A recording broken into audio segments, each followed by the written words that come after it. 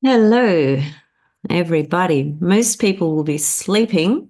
The people that follow me, being in the Northern Hemisphere, the majority of people are asleep. So we'll just see how we go. I'm just tuning in to check in with everybody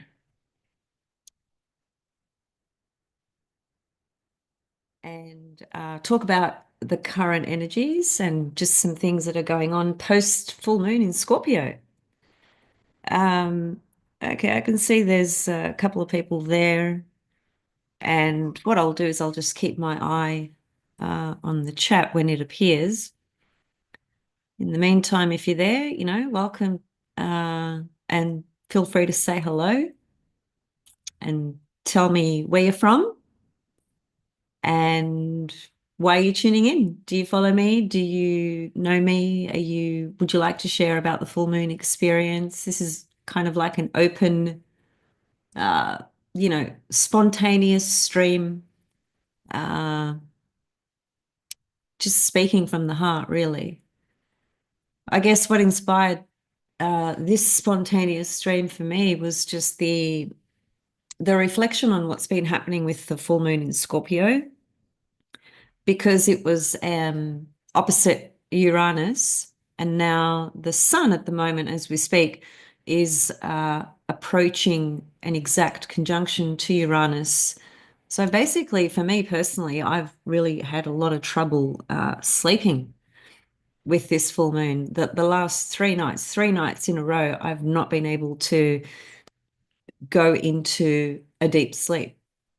I find that's very typical for me with Uranus energy, as it's very, it's like a wiry, electrifying energy that just, keeps your brain kind of ticking over and going and going and going. Whilst at the same time, I'm noticing a lot of the things that I spoke about. Hey, Pebbles, great to see you too. And Cosmic Fern Tree. Hey, love these girls. They're always around. I don't know how you are around, but it's awesome that you are. It's good that you are. Really, I'm really happy when you jump on. Just talking about the post full moon energies. And I was listening today to myself, to the full moon transmission. And I was quite blown away with actually, just the things that I was talking about. I've seen them manifest in several people's lives, meaning the Juno that was conjunct the full moon, which was all about relationships. I spoke about that. And the Uranus being opposite the full moon. So there was some sort of turning point, breakthrough, shock, trauma type stuff that happened, some unpredictable events that just, landed. And I've seen them, land in certain people's lives that I've been communicating with, quite a few of them. Not an easy energy at all. Very, very intense, actually. And just, I was saying a moment ago that today, the sun is nearing its exact conjunction to Uranus. And very interesting, guys. This is the last conjunction between the sun in Taurus and Uranus in Taurus, the last one. That's quite a big deal because, we've had Uranus in Taurus for the last 7 years, right?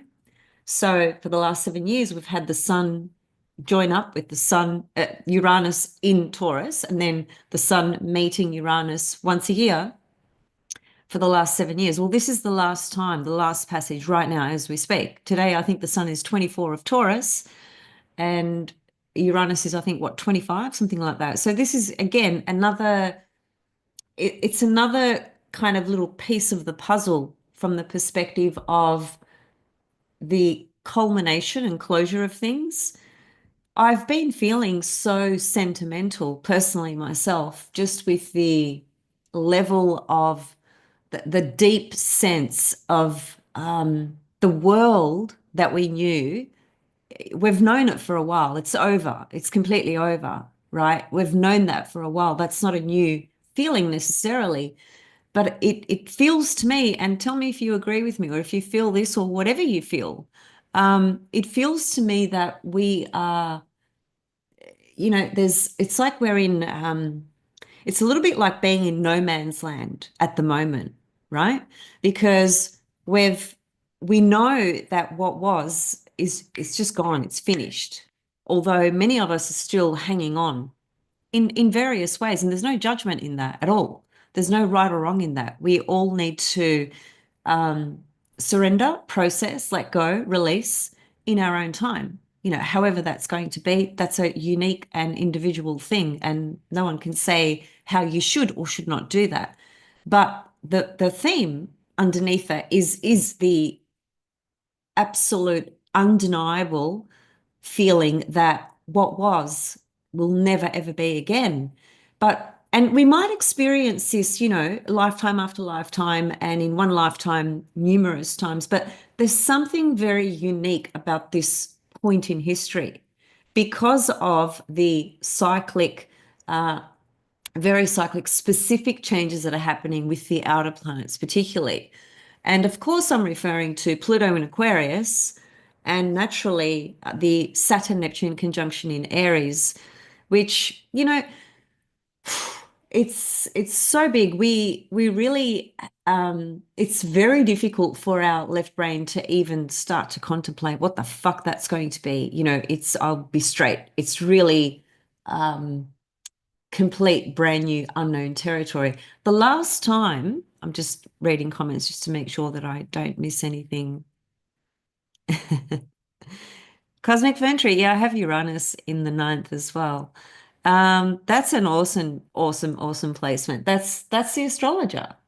That's the seeker of truth. That's the seeker to be liberated through truth, right? Through symbolic, esoteric, occult languages, just to put it very simply. Um, but yeah, there's this undeniable sense of massive, massive chapters and stories closing. And I was thinking about the Saturn-Neptune conjunction, which perfects to the exactness in February of 2026, right?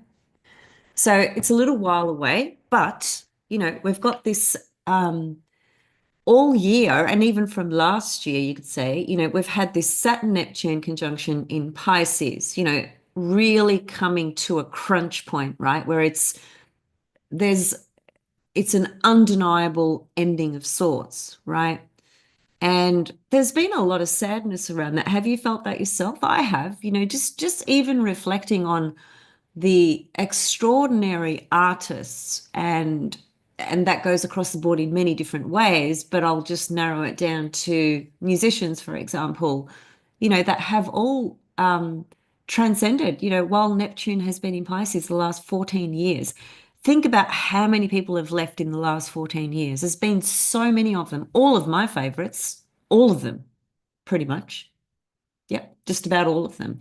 So there's this nostalgic, sentimental, weird, sort of energy in the air. It's like, where are we? We're in no man's land because we're at the precipice of the complete end of such vast planetary cycles and life stories and life chapters. And we are like at the absolute, you know, microscopic beginning of the new world, of our own new world, our own new life, our own new journey.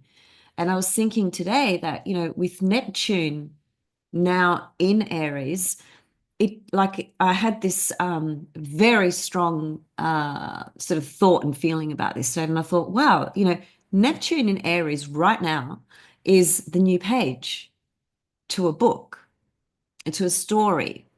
Now, that's obviously, I mean that, personally for each of us and on the collective scale as well. But that new page that's opened with Neptune in Aries, which is a brand new portal, and this is the other key point, the Neptune-Saturn conjunction in Aries at 0 degrees, which is exact in February next year, hasn't occurred for, almost 2,000 years. Uh, do I mean, when I think about that, my mind is freaking blown. 2,000 years ago, right? We're talking like Christ times. We're talking, it's like it's incomprehensible. Our little mind can't grasp the the volume of, significance in that.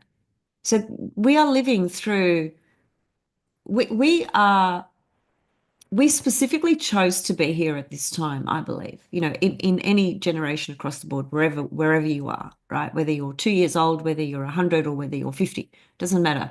We have chosen to be here to participate in the rebirth and the transition that's occurring, which is on multiple, multiple, multiple levels.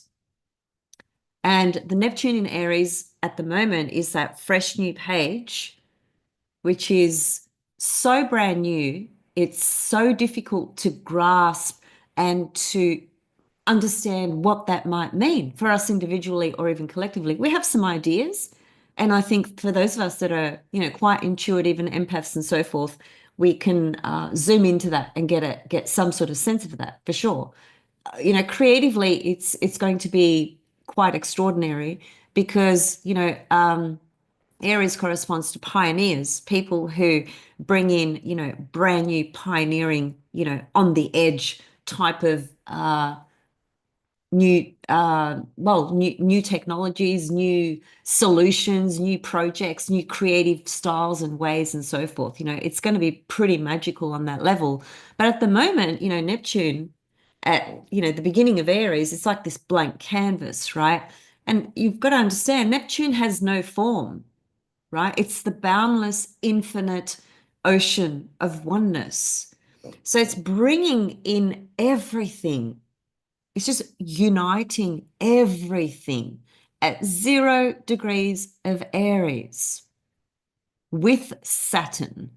But that, of course, doesn't happen until February next year. So I thought, well, there's this formlessness at the moment that's really raw and pure and beautiful.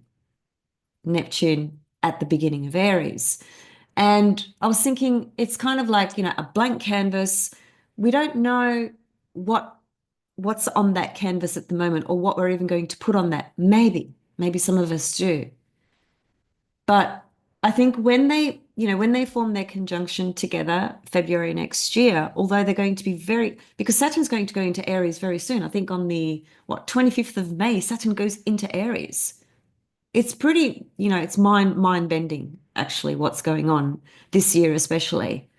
So the curtain is slowly opening. We're starting to get this kind of glimpse into the potentiality of what can be and what we can co-create together as well in a more harmonious way, even though Aries is not really the sign of harmony, but it is the sign of fierce, independent, um, innovators that will bring powerful change. There's going to be a lot of that, even though there's going to be, still a lot of the consensus reality, games of stuff that goes on, right? That's not going to necessarily just fold over like that. That's been in existence for thousands and thousands of years. So, those sorts of entities, if you like, that they have this bloodline that runs through thousands of years, and when they reincarnate and they reincarnate into that bloodline, right? They don't know any different. They're just born into it, right? So, and it just continues and continues and continues. But I think it is pretty evident, for those of us that have that deeper understanding about what is presented and what is going on and what has been going on, there is a clear, for me anyway, I think that there's a clear seeing, which is Pallas Athena, a clear seeing that the distortion, right, and the conquer and divide and all the psychosis on the planet via unconscious personalities, so much of it has come undone and it just continues. That's going to increase because Aries is an energy that moves very fast, very fast. And you probably are feeling it. Aries is not about waiting. That the intensity that comes through is that there's no time. There's no time to wait. It just goes and goes and goes, and you can't stop it.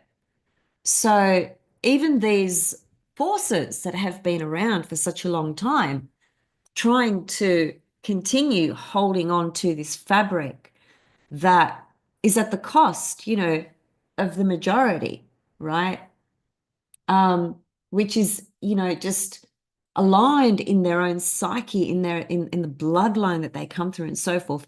That's all been broken. It's like it's cracking. It's been cracking for ages, but there's just a more of an intensity, of that kind of thing going on at the moment. That includes, certain leaders dying and then other leaders pulling back and changing their minds. We personally, I feel we can never really trust them with what they are, putting out there and, uh, the storyline that they wish for humanity to believe, right? I'm just going to check comments and just see if there's any questions here.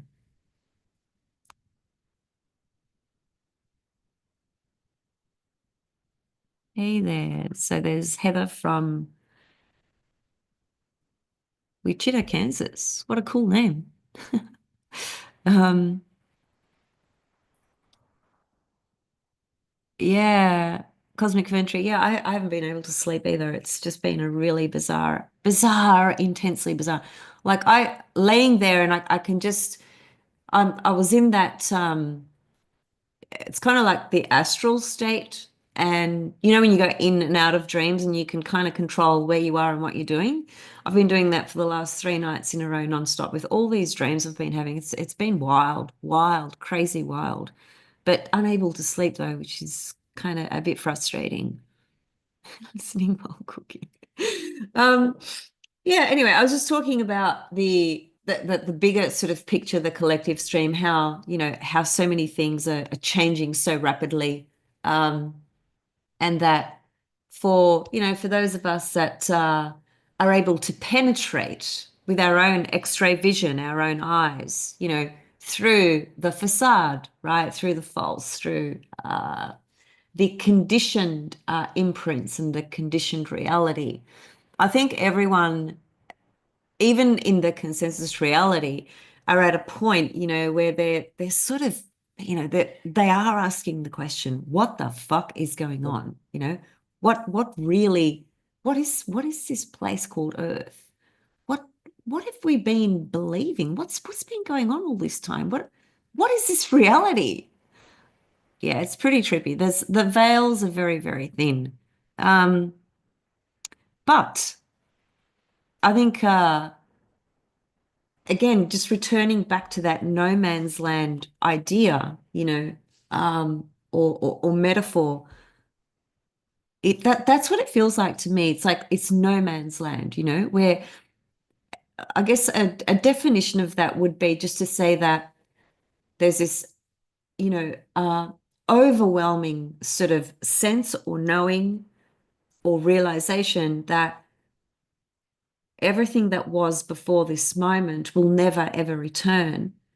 And again, I know that that is the case anyway at any point, but the volume of how much is compacted, right, into that kind of metaphor right now is, beyond words. It's beyond anything we've ever lived in this lifetime, at the very least. So it's all moving very, very fast, and we might be trying to, you know, um, create sort of new roots, plant new foundations. And I think we need to do that. But I mean, actually, I did want to share a chart. So let me just do that. Just to get some symbols up and, visuals, which is always great. So I wanted to show you here, if you have a look at this chart, this is for tomorrow in the Southern Hemisphere, Melbourne, Australia. Look at Ceres. She's just popped into Aries. So basically, a day before this, meaning today, right now, Ceres is right at the end of Pisces, right? So we are, at a huge precipice right now as I speak, because Ceres is right at the end of Pisces, having been conjunct Saturn in Pisces. And Saturn is basically severing, cutting off from all the fucking illusions and delusions, Pisces, that have been projected collectively. Right? Saturn is just smashing through all of that and bringing in well, what I like to call truth. Now, one might argue everyone's truth is everyone's truth. Yeah, sure, 100%. Krishnamurti said it very well when he said, truth is a pathless land, right? So everyone's truth is different. And I'm not here to tell you what your truth is or should be. You need to discover that yourself, as I do myself. And that's the key point, that the truth is already, as cliche as that sounds, and it might sound like new agey, but it's not. It's not. Think about your own life journey and experiences you've had. When you've had, really powerful, crystallized moments of seeing something and understanding. Sure, you might be able to relate it, right, to circumstances and events of things that have, come together. But who was it that actually came to that full realization? Was it not you?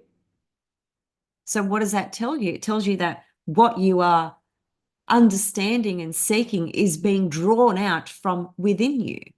So Saturn in Pisces is helping us sever the illusions and the lies of what was. And right at the end of Pisces, which is where it is, it's also telling us that we now need to kind of decode, right? The brand new path, the brand new beginning, which will be Saturn, going into Aries. It's pretty, it's pretty magical and extraordinary what is happening. It's so intense because it's so sad in so many ways. Oops. Um, like I feel, just get that chart back up. I feel tremendous sadness when I feel into all of this for a lot of different reasons, but I also feel a sense of wonder, a sense of curiosity, a sense of hope. Even though we've got, psychotic people who want to block out the sun. We all know who that is. I'm going to say his name. Who gives a shit? His name's Fauci, right? For those of you that are not sure. And in the name of, cooling, let's cool down the earth because, there's this thing happening that's causing damage to the earth by the sun. Sorry, no offense, but if you buy into that, then yeah, no comment. The very fact is that, the most powerful hormone in the body is vitamin D. Did you know that? Vitamin D is now classified as a hormone. It always has been, but they never ever classified it as such. Now they have, because it's a truth that they can no longer hide. So it's a master hormone in the body, vitamin D. Where do we get vitamin D from? The fucking sun. Nowhere else, the sun. Yeah, we can take supplements and that will help for sure. So if vitamin D is a master hormone in the body, which it is, not my personal opinion, this is just science, facts, real science. It regulates everything in our body. Imagine what does the word master mean? A master is a master of something, right? So the master hormone is in control of and connecting to everything in our body regarding our well-being and health. So think about that. We've got a school of thought that believes by blocking out the sun, vitamin D, our primary source of our fucking vital life force, dimming that and blocking that down. Does that sound to you like that's equivalent to caring for the earth and humanity? I ask you that question. Simple question. So whilst that's quite dark and completely psychotic, those sorts of people need to be in straitjacket, right? in the nearest psych ward. Unfortunately, the people that are in psych wards and straitjackets are usually people that are empaths, real sensitive souls, creative types, genius types, people who can see things that are just so not normal. And of course, they will just get classed as psychotic. And in turn, we've got all these psychotic people who have so much power over our life experience in a lot of ways, right? That's the dark side, of all these transitional things that are going on as well. But I always say that regardless of the collective unconscious and thousands of years of bloodlines with particular agendas and so on and so forth, and this might be, one might say, hey, you're naive, Anastasia, or you're disillusioned. That's fine. You can say whatever you like. Doesn't matter. Doesn't bother me. I still have this sense that the source, you want to call it God, you want to call it goddess, doesn't matter what you call it, right? The source is, how can I put it? See, there's no words to describe this. The source will always prevail. In other words, truth and the source, divine consciousness will always prevail. All we need to do is bring ourselves into alignment with that. And it doesn't matter what goes on out there, because this is an experience right now in this life, right? This is one experience, as in one lifetime, right? So think about the concept of possibly living, multiple thousands of lifetimes, maybe even millions. We don't know. And think about each time we leave the body, we return to that pure oneness, stream of oneness, love, consciousness, which has no conditions, no boundaries, no form, no nothing, right? But is the ultimate truth to all things. So what I'm getting at is that it doesn't matter what's going on out there to some extent. It does matter that we are aware, right? And that we align with the truth as much as we can and project that and embody that and work through that. I think that's super important. But to not, live in a space of fear and worry because of the negative sort of projections that are being, embedded in everything, in our food, on commercials, TV, social media, cinema, whatever. It's everywhere. It's everywhere. But we have the power to choose what we're going to align with. We always do. We always have had, and we always will have. It's just a knowing, a process of waking up to remembering that. Just going to check comments quickly.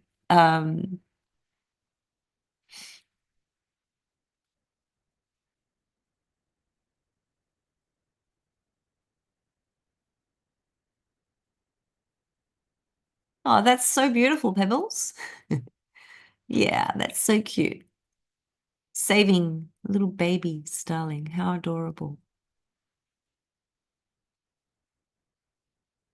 So there's a relationship one. That's to woke oneness revolution. Thanks for sharing that, because I'm seeing that a lot. Your comment, for those that can't see it at the moment, perhaps, says, my sudden change came in the form of a sudden bolt of my spouse of 14 years. Yeah, and 14 is interesting as well, because 14 connects to Saturn.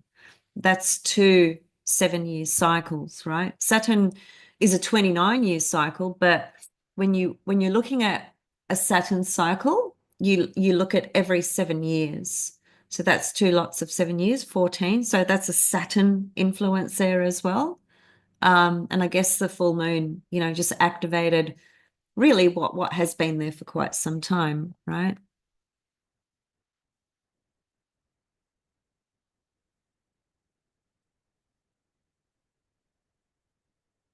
Yeah.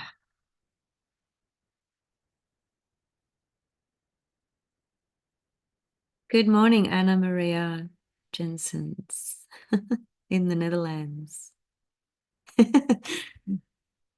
Good morning or good evening to all of you, and thanks for joining once again. I've just been talking about, some big picture kind of themes, and yeah, just feeling into the current energies, I really just, there was no plan with what I was going to talk about other than really I've just been feeling the Neptune in Aries and the Saturn series conjunction in Pisces, which is still there right now as I speak, and this full moon, which I didn't think would be an easy passage for a lot of people, particularly around relationships. And that could be any and all relationships.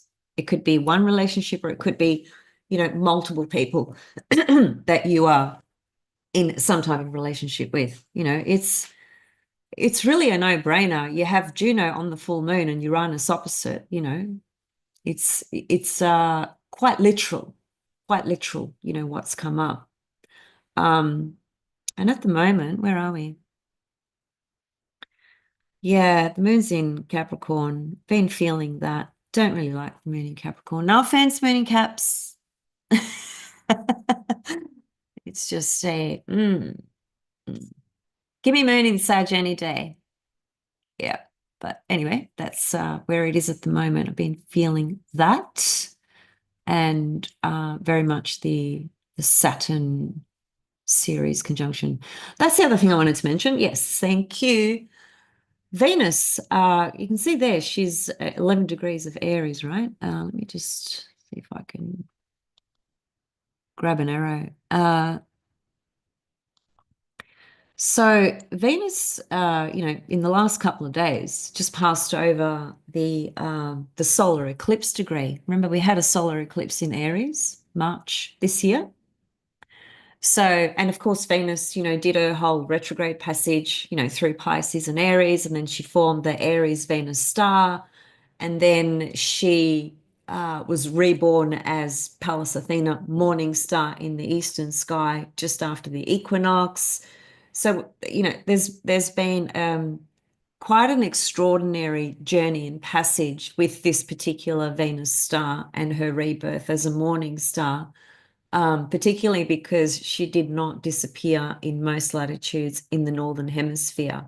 And Ruman showed us that in his most recent newly developed program, Placidus 8, that he's bringing out soon. He showed us, Venus as a morning star and evening star, like right there together. It's phenomenal. I mean, imagine, looking at Venus, setting in the west, right, as an evening star, and then you wake up or you're at some other point and you're seeing her as a morning star. She's just there at both places. It's quite magic. Only happens once every 8 years. Anyway, Venus being, at the 8, 9, 10, 11, 12 degrees zone, let's say, or even from 6 degrees of Aries right through till about, 12, 13, 14 of Aries. So that whole zone there, she's within the vicinity of that Aries solar eclipse. Now, that I think will further bring up the relationship stuff that this lunar eclipse might have activated, for certain people. Because Venus, corresponds to what we love and who we connect with in our relationships and so forth. And a solar eclipse is never an easy portal. It's not. In fact, eclipses, period, are not easy portals. But solar eclipses tend to be even more difficult than lunar eclipses. Difficult doesn't mean bad or it's the end of the world, but it does mean something quite difficult can present. Not for everyone, but for certain people. So, Venus, she passed over Neptune in Aries. That was That's such a trippy experience for me personally. The stuff that presented to me was, yeah, I don't, I won't give you the details, but just use your imagination. Neptune, Venus. Just use your imagination. And you guys know, like I love music, I love dancing, I love going out and, to certain events and seeing music, certain DJs, producers from, overseas and stuff like that. And yeah, just use your imagination. So yeah, just with Venus, being at these degrees of Aries at the moment, that will certainly be enhancing difficult relationship stuff. Because Venus in Aries is, she's in her detriment. We can't forget that, okay? As much as we want to glorify Venus as being, the morning star, which she deserves all that glory for sure. The morning star is Pallas Athena. She's the kick-ass warrior goddess that you don't fuck with. That's a fact. But in terms of the psychological level of Venus in Aries, it's Venus isn't she's happy as long as she's getting her own way the whole time. You ask somebody with Venus in Aries, what's your relationship like? Oh, it's great as long as I get what I need and what I want. Sorry for Venus in Aries people. Please don't bash me for that comment. We just need to understand the archetypes, from I'm just speaking psychologically now. Okay. That element is there. But, from an evolutionary perspective, that soul is learning something quite profound with the Venus in Aries. It's just the other people that would be at the receiving end wouldn't really be having the happiest experience. That goes with Venus in Scorpio. Same thing. It's a different experience, but it's the same thing from the point of view of Venus doesn't do well in those two signs. Think about it. Those two signs are both Mars and Pluto ruled, aren't they? So, yeah. Astrology, even though it's a symbolic language that has layers upon layers upon layers upon layers and can be quite cryptic, is also very literal at times as well, provided you understand the symbols. I'll give you an example. Imagine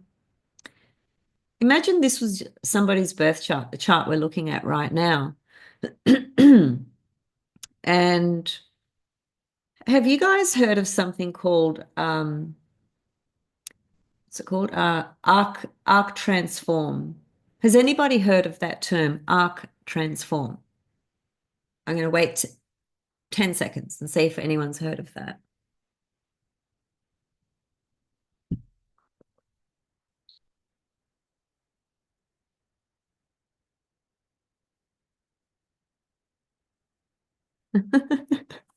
I'm laughing at the comments. Work one's revolution. Yeah, indulging in all the good things. Yeah, exactly right. But some weird stuff with the kind of people that were vibrating around me was, yeah, pretty weird. Okay, so no one here present because there's not too many people watching, I don't think. About 20, but there's only about 5 talking. So those of you hiding behind the scenes, make yourself known. Love to hear from you. Know where you're from and what's your story. Feel free to share. That's why I'm here. Okay, Arc Transform. Arc Transform is a fascinating tool to understand and to use when you're wanting to go, when you're wanting to penetrate and zoom into the chart in ways that you're not able to see just by looking at the chart as it presents on the screen.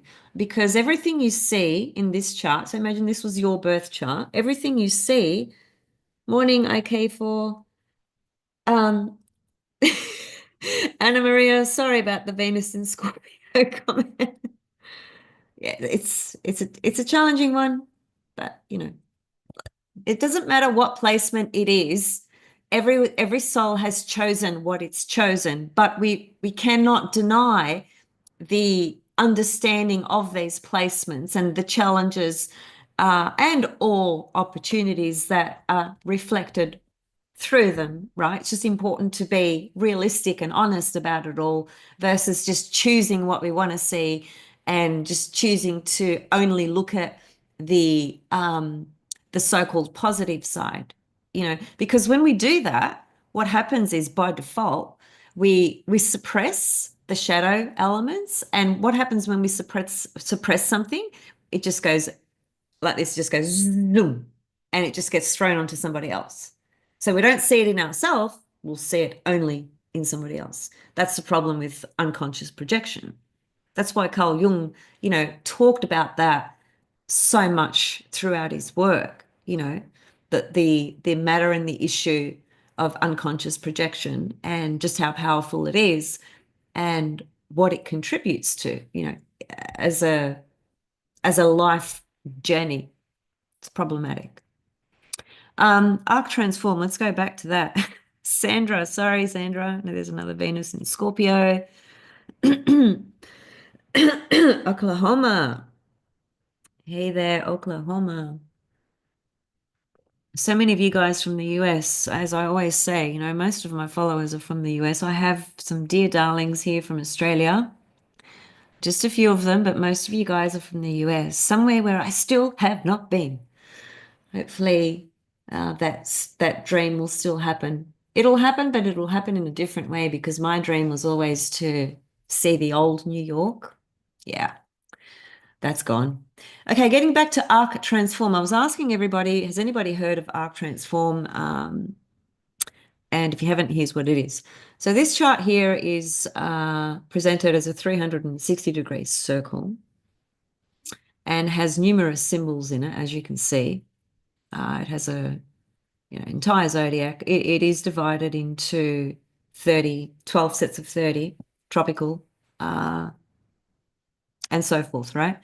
Then you've got, asteroids, and you've got ascendant, and you've got midheaven, you've got all these different things, right? Points, planets, asteroids, stars, which we can't see in this chart. But underneath every symbol, there are these layers, multiple layers underneath every symbol. And then, like, say, for example, if you wanted to have a look at a closer look at a Saturn Venus, even if Saturn Venus don't have a major aspect in your chart, let's just say you wanted to look more deeply into what is Saturn Venus really reflecting. This also comes back to, you might have heard of harmonic charts. So the arc transform chart is it's some type of harmonic, but it's a very obscure harmonic that you cannot just pick with your eye, right? And so when you choose an arc transform between two planets, they're always going to come, the chart will always show them in a conjunction together, no matter what planets you choose. That's normal. That's what an arc transform does. It shows you two planets conjunct each other in a chart. And the key thing to look at with that conjunction is, what is that conjunction of those two planets that you want to look further into, understand the psychology, the archetypal energy, the spiritual energy, whatever it is about these two planets. You look at the chart of where the conjunction is and what aspects it has to it. So it's like looking at a birth chart for just two planets in your chart, if you get what I mean. Instead of looking at your birth chart, the arc transform, because you're choosing two planets, let's say, right? It'll draw up a chart just for those two planets, and it'll show you a whole freaking life story, pattern, themes of these two planets, and how that shows another level of what Saturn and Venus means in your chart, for example. That's fairly advanced astrology, but I wanted to bring it up because why did I want to bring it up? I don't know. It just came up, and because it just fascinates me. Oh, that's right. I was looking at somebody's chart the other day who has got a lot of Neptunian things going on in their life at the moment, and they have a Venus square Neptune in their chart natally.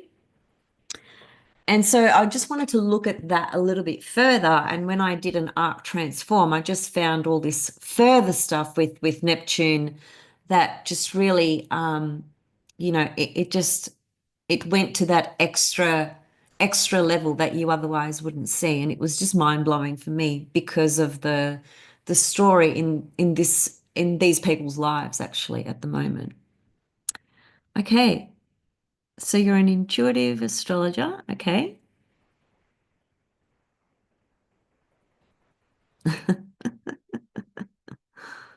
Yeah. Yeah, harmonic charts are, phenomenal. I love them. But the arc transform is a type of harmonic, but it's very different to the um well, not very different, but it is different to the standard harmonic charts that we might look at. Like this is a harmonic chart. This chart we're looking at right here. This can be a harmonic chart. It's the first harmonic. The first harmonic just shows you what's in the 360-degree circle. That's the first harmonic. Um, anyway, that's another topic. Avis, you've got Saturn in Leo, trine Venus in Sag. How does that feel? I'm very curious about women who have a Saturn Venus aspect because normally when I see a hard aspect, I haven't seen um, a lot of joy in that for people. I'm going to be honest, right? Um, but a trine aspect does have a different uh, experience and expression and nature to it. So it would help it, in other words, but it's still Saturn and Venus to an extent as well, isn't it? So yeah. Okay, well, anyway, look, I think I'm going to start closing it up, guys, because I really just wanted to check in, say a quick hello, see how you're all going, make a few comments about the current energies and the current uh, things that are changing, like Ceres going into Aries tomorrow, just the general sense of the Saturn Neptune energy, which is building up, and the exactness won't occur until February 2026. But, the uh, the portal of the infinite birth, that's Neptune in Aries, is open, right? It's opened up for us. I heard some astrologers say the other day, they were talking about, so I think Neptune in Pisces, and I think maybe Saturn in Pisces as well. And overall, I thought this person was really interesting in their insights and perspectives. But one comment they made I found a little bit limiting, and it was just a comment about if you don't, if you don't take the steps right now, then you'll miss your opportunity because the portal will close. And I don't take that view. Um, First of all, Neptune's going to be in Aries for 14 years, and no one is going to begin everything right now. Everyone's at a different level. Everyone's at a different process in their evolution. So to publicly promote that if you don't take that chance now, that portal's going to close and bad luck, you've missed out, is a very, very that's taking someone's power away by making that statement. You're not empowering people, you're disempowering them. So I don't dig that, which is sad because this person I thought was really great in their overall kind of sort of reflection, if you like, of what they were talking about. But, um, it takes, it takes, anyway, look, I'll just leave it at that. I'll just have a last quick look.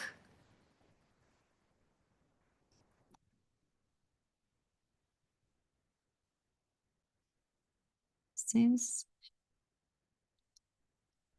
okay. Yeah, that's an interesting way of putting it.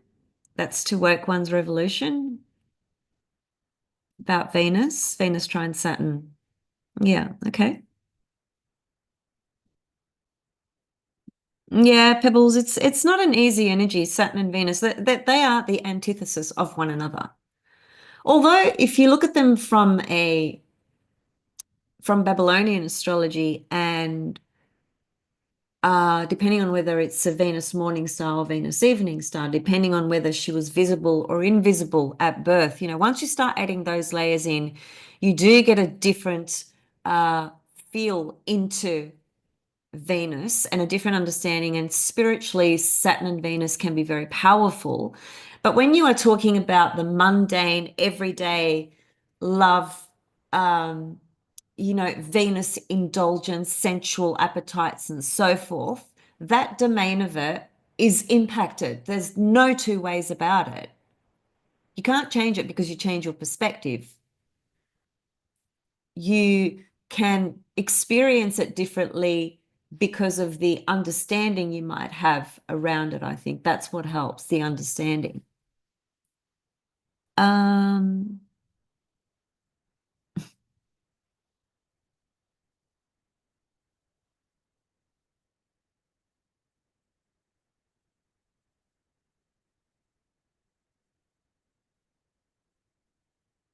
well, you have two children, Avis. God bless them. You're lucky you have two. Many people have none. So I say that because you said you wish you had more, and I understand that feeling. But you've got two, so that's great.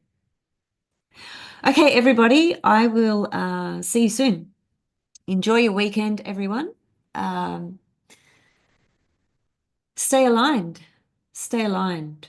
Uh, doesn't matter what goes on out there. I think I've said that really from day one when I started this YouTube channel. And, I started it a few years ago, and we as a collective have been through, the biggest shit storms, right, in the last 5, 6 years. And for those of us that are still here, we're still here. Um, I saw something very beautiful. I'll finish it off with this. Somebody created a beautiful post about Michael Jackson. And I feel this exact same way about Prince as well.